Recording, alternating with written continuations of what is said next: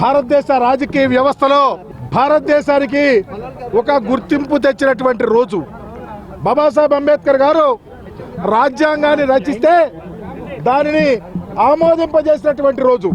ఈ వ్యవస్థ ద్వారా భారతదేశం విచ్ఛిన్నం కాకుండా ఉండాలని, ప్రజానీకం కులాలు మతాలు ప్రాంతాలకు అతీతంగా అందరికీ సమానమైనటువంటి అవకాశాలు కలగాలని, భారతదేశంలో ఏ ఒక్క పేదవాడు ఆకలితో అలమటించకూడదని, హక్కులు కాలరాయరాదని రాజ్యాంగంలో పొందుపరిస్తే మహానుభావుడు ఆ రాజ్యాంగ వ్యవస్థను ఈరోజు దేశంలో ఇంప్లిమెంట్ చేస్తున్నటువంటి పరిస్థితి.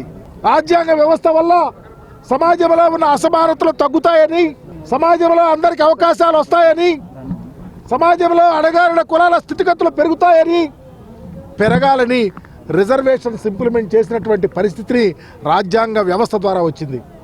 ఆంధ్రప్రదేశ్ చరిత్రలో బాబాసాహెబ్ రాజ్యాంగ వ్యవస్థను ఇంప్లిమెంట్ చేసినటువంటి వ్యక్తి స్వర్గీయ డాక్టర్ రాజశేఖర రెడ్డి గారు.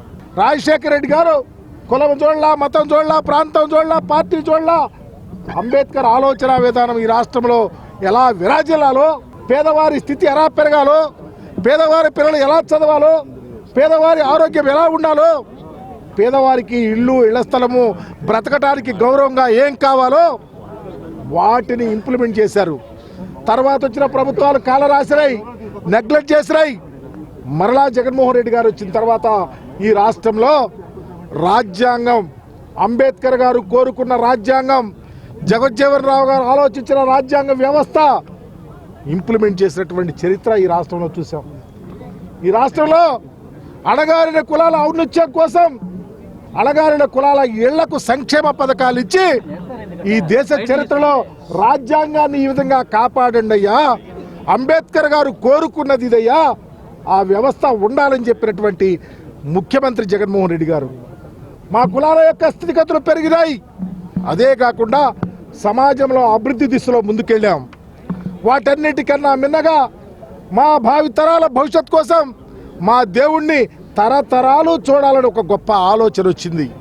అంతకుముందున్నటువంటి ప్రభుత్వం చంద్రబాబు నాయుడు గారి నేతృత్వంలో అంబేద్కర్ గారి విగ్రహాన్ని తీసుకెళ్లి ముళ్ళ పొదల్లో పెడితే, అయ్యా ఎక్కడుందయ్యా, ఎక్కడ పెడుతున్నామని చూస్తాకెళ్తే మమ్మల్ని అరెస్ట్ చేయించారు.